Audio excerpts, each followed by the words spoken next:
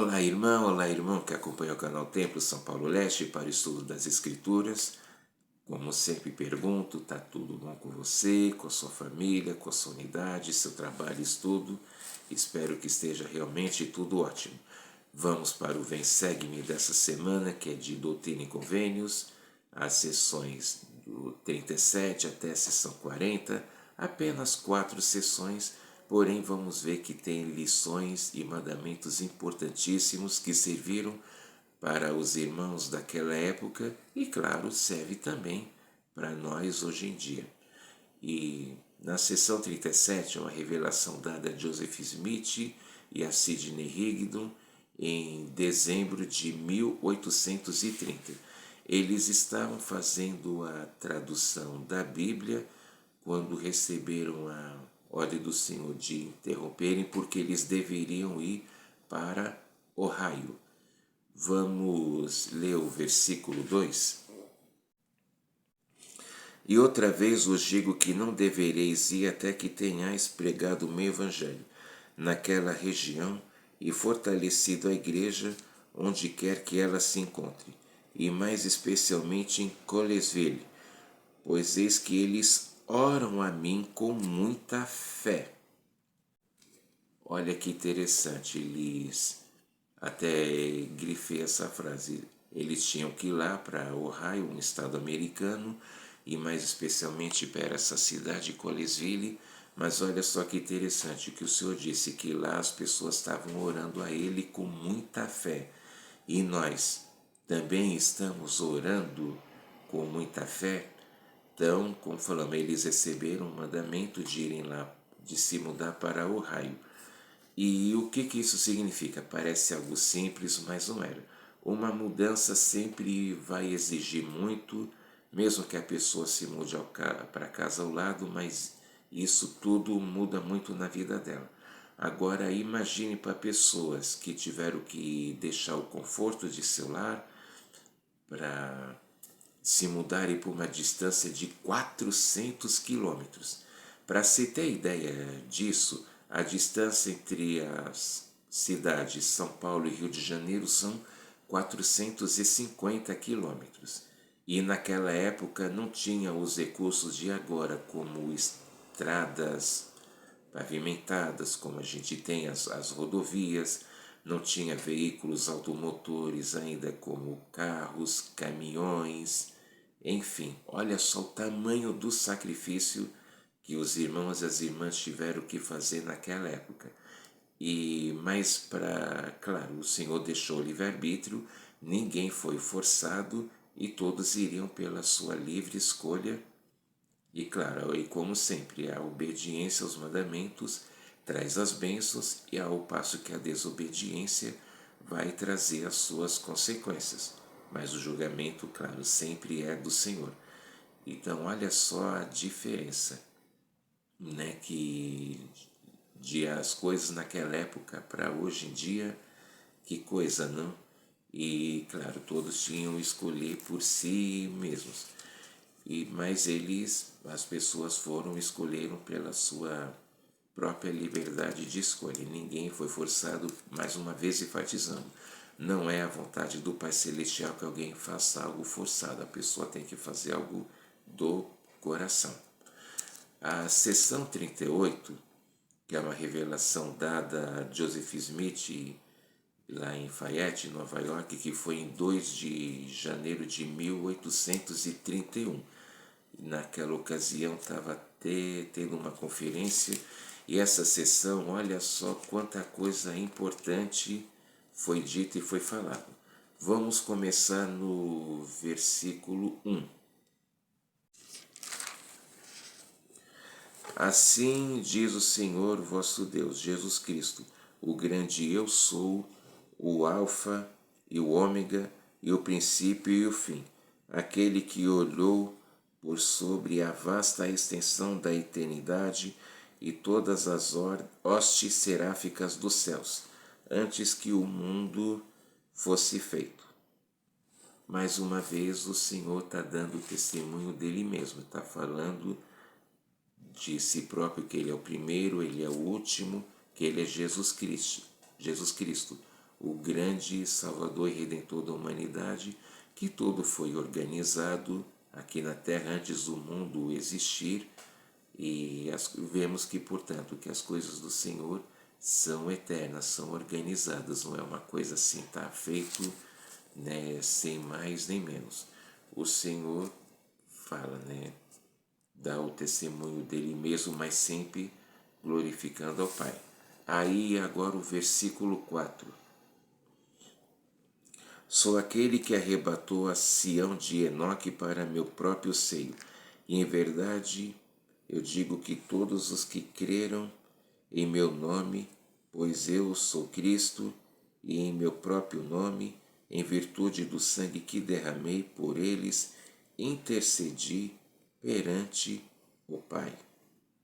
Mais uma vez ele fala de si, me dá o testemunho de si, mas enobrece o Pai Celestial. Aí, o que é Sião de Enoque? Vamos lá lembrar o povo de Enoque, que a gente viu lá nas Escrituras.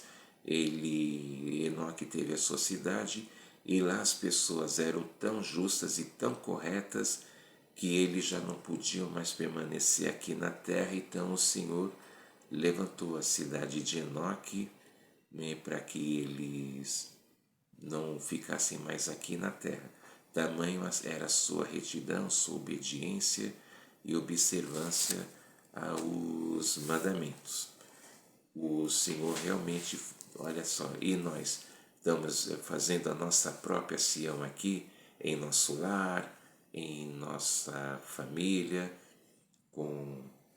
na nossa comunidade, cidade, na nossa ala, estaca. O que nós estamos fazendo para poder fazer de nosso lar, de nossa comunidade, da nossa ala, estaca, uma Sião? Qual é a contribuição que cada um de nós está dando para isso? E as bênçãos sempre são prometidas. E depois aqui nos outros versículos o Senhor fala que os iníquos, eles receberão o seu castigo. O Senhor ordenou aos membros que eles fossem firmes, fortes e não temessem, muito menos fizessem acepção de pessoas, e sim que eles deveriam ajudar os necessitados. O versículo 18. E agora vos ofereço e considero apropriado dar-vos maiores riquezas, sim, uma terra de promissão, uma terra que mana leite e mel, sobre a qual não haverá maldição quando o Senhor vier. Foi prometido a eles uma terra na qual eles iam ter o alimento, onde eles iam ter tudo que eles precisassem. Claro que eles iam ter que trabalhar, assim como todos nós devemos trabalhar, mas as promessas do Senhor, elas não falham. E essa terra seria uma bênção se eles buscassem a Deus de todo o coração. Essa terra, e seria uma terra de herança para seus filhos. Eles também iam ter tudo o que eles precisassem. E também foi ordenado a eles que obedecessem às leis de Deus. Claro, tem as leis da terra que a gente deve obedecer, conquanto elas sejam corretas e não sejam contrárias ao que a gente aprende nas Escrituras, mas eles principalmente deveriam obedecer às leis de Deus.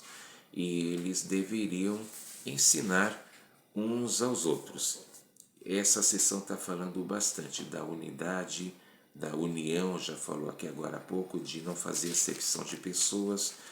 E o Senhor dá esse mandamento a nós, né? De nos ajudar uns aos outros. E agora vamos ver no versículos 24 e 25. E que todo homem estime a seu irmão como a si mesmo, e pratique a virtude e a santidade diante de mim. E novamente vos digo, que todo homem estime a seu irmão como a si mesmo. Está muito bem claro. E o que nós temos que fazer? Ou seja, que a gente deve amar nosso semelhante, nós devemos estimar, ou seja, a gente deve ter empatia. Devemos nos ajudar uns aos outros, como uma frase até criaram, que nós devemos falar um com os outros ao invés de falar um dos outros. Ou seja, evitar, por exemplo, a fofoca, evitar os comentários maldosos, espalhar boatos. Ah, mas a pessoa fez uma coisa errada. Nós não devemos ficar por aí espalhando. Ah, mas o irmão fez não sei o que. Apenas chega, comenta com o bispo e pronto. O bispo vai saber o que fazer. Então, olha só esse conselho. Tem nem muito o que falar, mas ele diz, né? Estime a seu irmão. Ou seja, devemos lembrar sempre da regra de ouro que Jesus ensinou, que nós vemos lá no Novo Testamento, a regra de ouro, ou seja, devemos fazer para o nosso próximo aquilo que gostaríamos e ou gostamos que faça para nós mesmos. E você? Deixa aí no seu comentário o que nós podemos fazer para estimar o nosso irmão. Agora o versículo 27. Eis que isto vos dei como parábola, e é como eu sou. Digo-vos, sede um, e se não sois um, não sois meus. Mais uma vez o Senhor deixa muitíssimo bem claro. Ele disse para sermos um. E o que significa sermos um? Que nós temos que ser unidos, começando na nossa família, na nossa ala, na nossa estaca, aonde a gente estiver, a gente deve ser unido. E por quê? Porque unidos a gente vai poder viver em paz, em harmonia, e isso convida cada vez mais o Espírito Santo a estar presente, a nos auxiliar, a nos orientar e sermos cada vez mais obedientes. Ah, é fácil? Às vezes não é fácil, mas a gente deve procurar ser unidos, porque nós vimos lá no estudo do livro de Mórmon quantas coisas aconteceram devido ao orgulho, arrogância, e começou as brigas, e começou as guerras, mata daqui, mata dali, e tudo, tanta coisa, tragédia que poderia ter sido evitada se as pessoas tivessem se lembrado de serem calmas, de serem pacíficas e de amarem o seu próximo como a si mesmo e não deixar o orgulho tomar conta. E ser unido é isso, a gente, não é tão bom a gente estar em casa, por exemplo, e tá um clima harmonioso, um clima calmo. Você, por exemplo, você não fica ansioso para o momento de chegar em casa, de estar com a sua família, com seus entes queridos, e ter um clima totalmente de paz, né, de onde não haja discórdias, e um ambiente calmo, ele é muito bom também para o espírito, para a mente, porque isso faz a gente progredir, a gente vai estar mais sensível aos sussurros do espírito.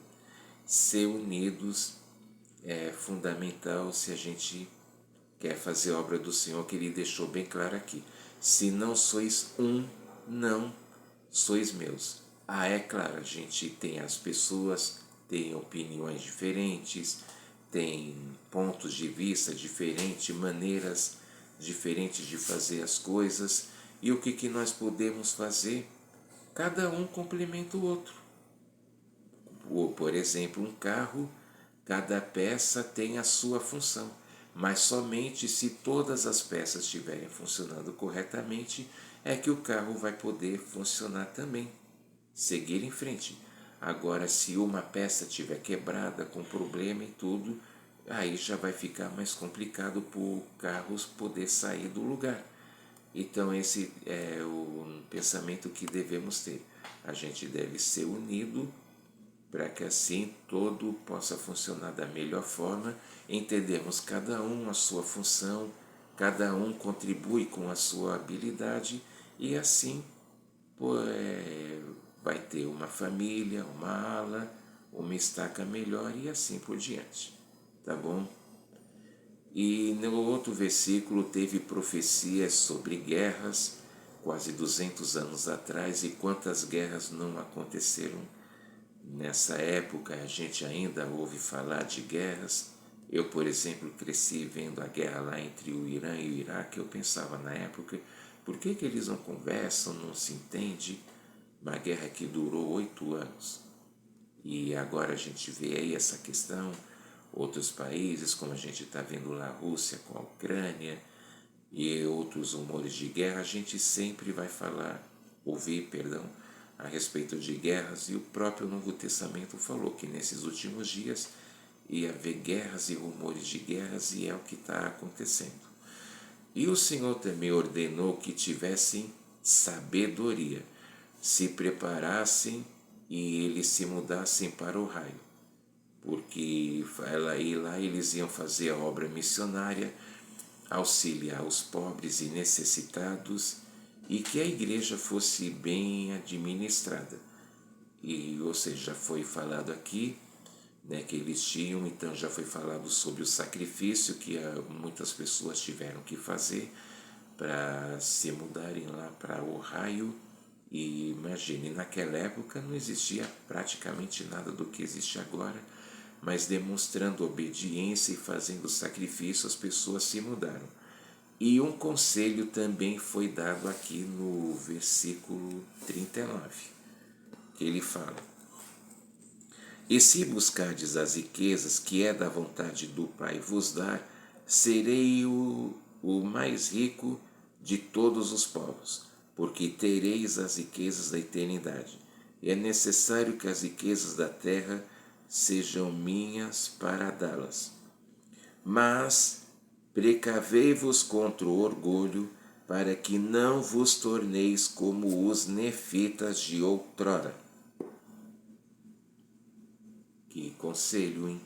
Então o Senhor está dizendo, ele disse, como falamos, é da vontade do Senhor que a gente possa ter abundância, que a gente possa ter bens materiais, porém que a gente deva usar com sabedoria, devemos usar nossos recursos para ajudar na obra do Senhor. E que ele fala, né, que o povo lá ele ia ser o mais rico de todos os povos, né, porque eles iam ter riquezas. Mas o Senhor deixa esse conselho, né? Acautelai-vos, porém, contra o orgulho.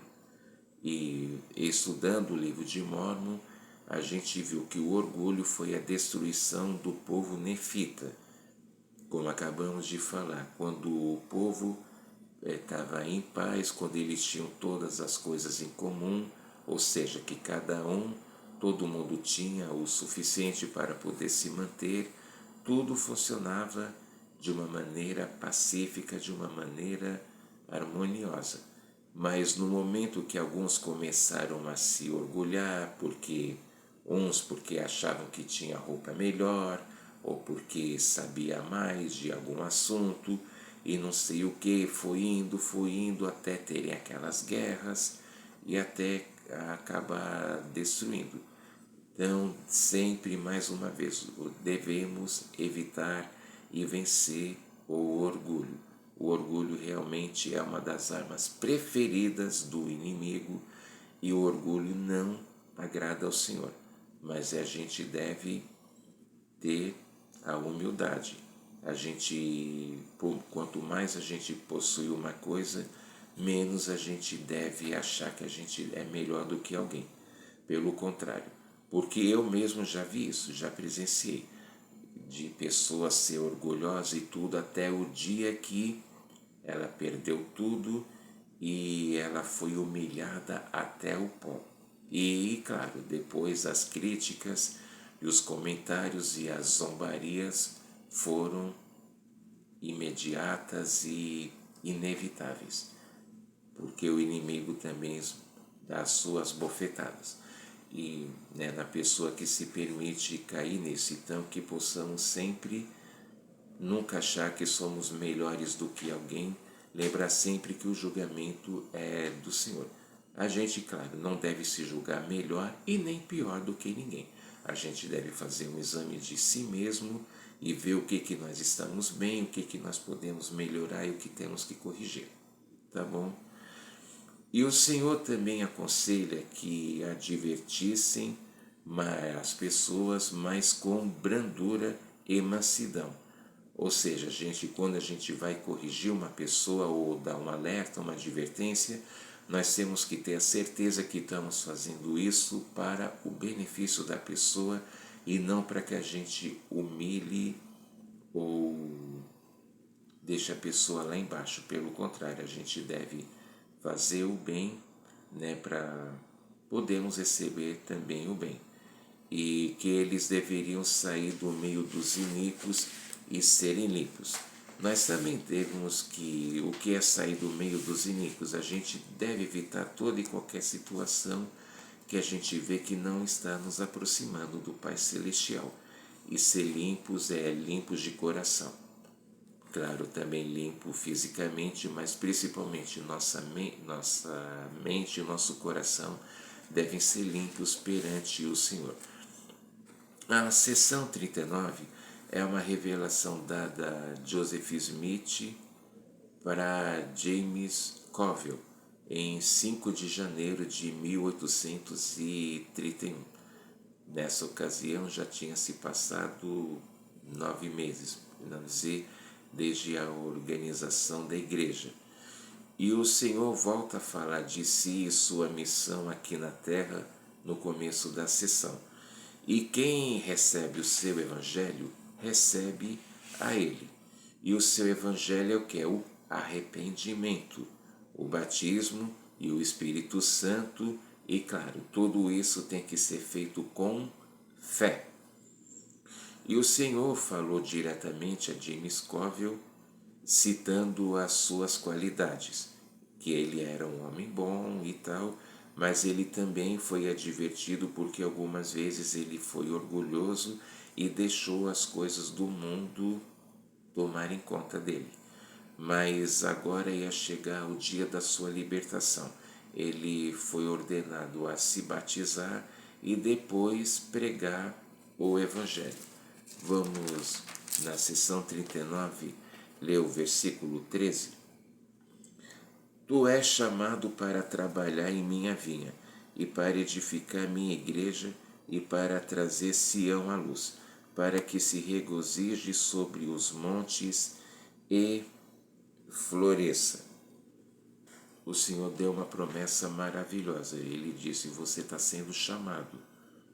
Agora, gente, é muito comum a gente nas redes sociais, essa semana vi algumas vezes, meu filho também fez isso, grava no momento que recebe o chamado missionário e a gente fica naquela expectativa, para onde será que vai e tal, e é muito emocionante. E naquela época, claro, não tinha esses recursos tecnológicos, mas a promessa é a mesma. Ele falou trabalhar na vinha, edificar a igreja, trazer à luz as pessoas, independente de onde você seja chamado. Nós somos chamados para servir uma missão.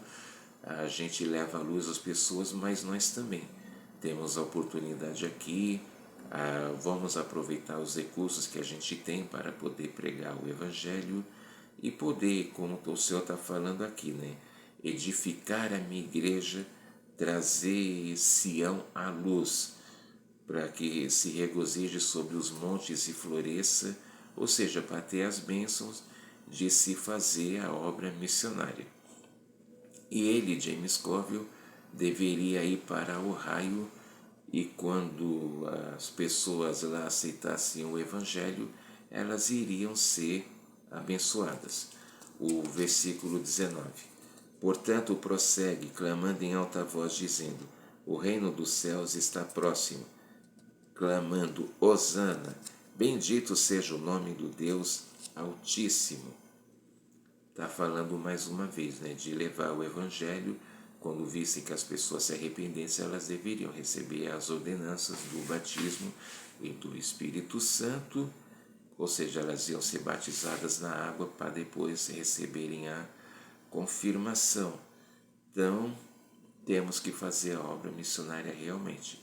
Nós estamos contribuindo com a obra do Senhor, na obra missionária estão servindo almoço para os missionários, elders ou assíceres ou até um casal.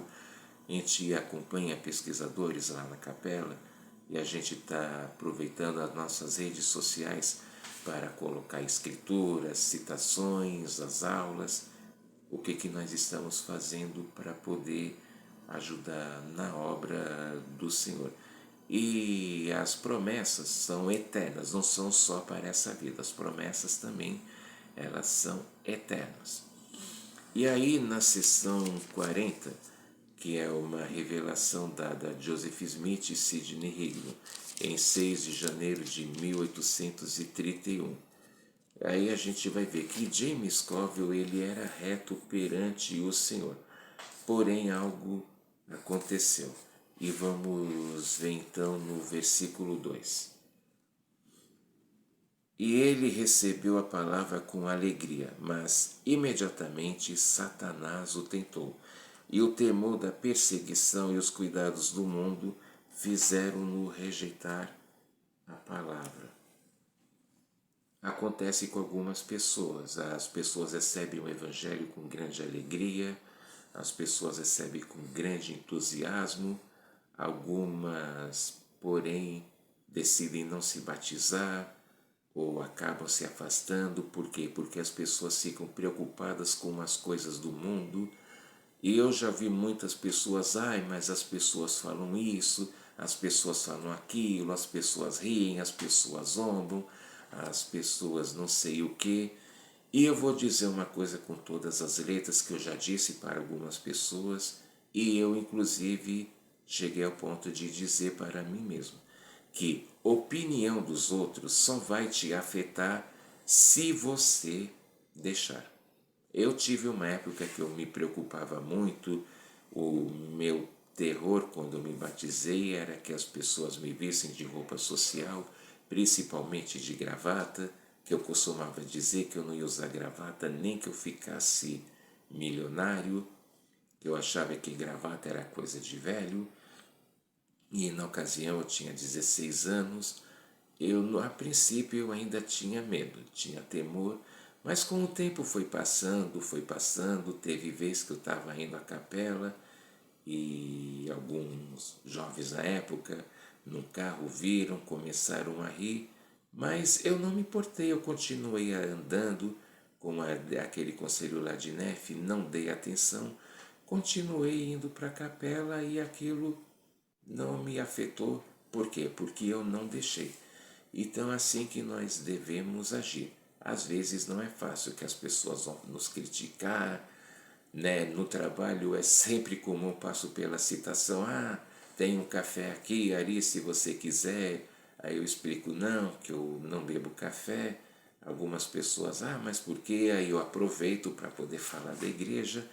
Algumas pessoas entendem calmamente, já outras ficam indignadas e tal, mas a gente deve fazer a nossa parte, a gente deve seguir o exemplo de Cristo e a gente se lembra sempre que as bênçãos do Senhor, elas são eternas e os cuidados do mundo, as honras e glórias do mundo são passageiras. Quer um exemplo? Vou te perguntar agora. Fala para mim quem foram as 3 últimas mulheres que ganharam o Miss Universo. Fala quem foi os 3 últimos campeões da Fórmula 1. Fala quem foram os 3 últimos jogadores a receberem o prêmio de melhor jogador do mundo. Você lembrou de todos agora, imediatamente, instantaneamente? Eu acredito que não. E vou dizer, nem eu também sei. Mas e por que a gente não lembra? A gente poderia também citar os 3 últimos ganhadores do Oscar e coisa e tal. Isso é só um exemplo, mas e por que a gente não lembra? Porque o sucesso do mundo ele é bom na hora, mas ele é passageiro. Enquanto que as bênçãos do Senhor, elas são eternas. Agora, se a gente vai responder até automático. Quem recebeu os 10 mandamentos? Quem construiu a arca? A resposta já sai até mecânica, não é verdade? Mas a gente lembra quem foram os profetas que fizeram isso, mas por quê? Porque as verdades de Deus e as coisas de Deus, elas são eternas e elas permanecem para sempre. E mais uma vez dizendo, enquanto que as coisas do mundo, elas são passageiras. E o que aconteceu, né, com o James Coville, ele se permitiu que o inimigo o atentasse. O inimigo, na verdade, vai atentar a todos, vai atentar eu, você e a todas as pessoas. Mas a gente deve permanecer firme, a gente deve permanecer obediente na obra do Senhor e a gente sempre ter isso. Não é fácil, mas as coisas, novamente dizendo, as coisas do mundo são passageiras e as promessas do Senhor, elas são eternas. E eu presto meu, e claro, perdão, e o Senhor também disse, né, que ele depois ele ia fazer com esse homem, James Coville, o que ele achasse e considerasse melhor. A gente, uma pessoa se afastou, a gente não deve julgar. A gente deve auxiliar para que essa pessoa possa retornar ao caminho da obediência e ao Evangelho, para que ela possa ter as bênçãos da expiação de Cristo na sua vida. E presto o meu testemunho, que sei que a igreja é realmente verdadeira, que as promessas do Senhor, elas são eternas, que as coisas do mundo não têm valor e que, procurando ter humildade, nós nos aproximamos de verdade do Pai Celestial. Então é essa aula que eu deixo em nome de Jesus Cristo, amém. E te faço mais uma vez o convite, se você não é inscrito, se inscreva no canal, compartilhe esse vídeo com os seus contatos e vamos ajudar na obra missionária, tá bom? E não se esqueça de curtir, deixar seu like e fazer o seu comentário, tá bom? Muito obrigado, um grande abraço, até a próxima. Valeu!